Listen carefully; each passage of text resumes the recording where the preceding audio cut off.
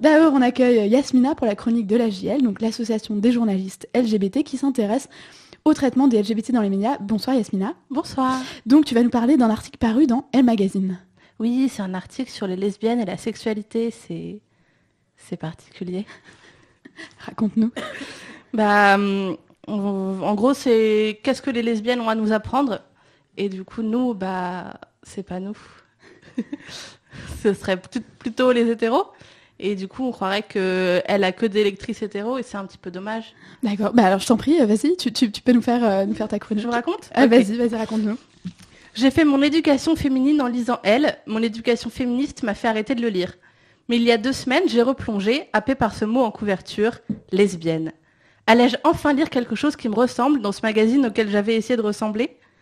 Je dépense donc mes 2,30 € pour 230 pages de papier glacé, juste à cause de l'appel de une. C'est tellement rare d'être visible dès la première page qu'on peut le saluer. L'appel complet, c'est « Sexe, ce que les lesbiennes ont à nous apprendre ». Dommage qu'il soit seulement question de sexe et pas plus de sexualité. Essayez de taper lesbienne dans Google, vous y verrez plutôt des choses relevant du porno.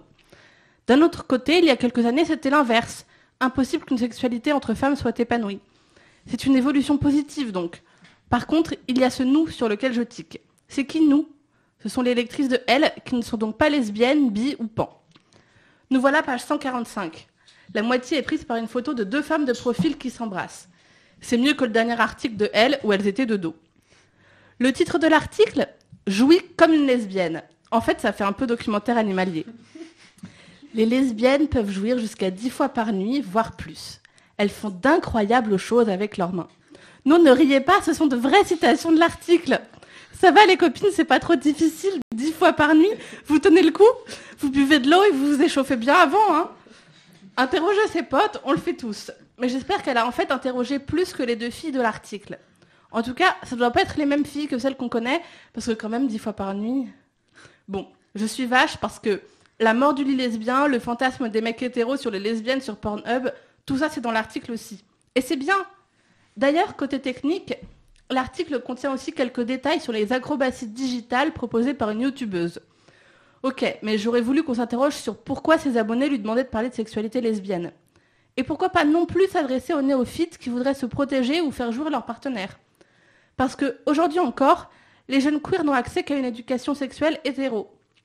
Surtout, j'aurais voulu qu'on livre vraiment notre secret aux hétéros et qu'on ne se base pas seulement sur une étude américaine qui laisse à penser que les femmes sont magiquement plus douées que les hommes.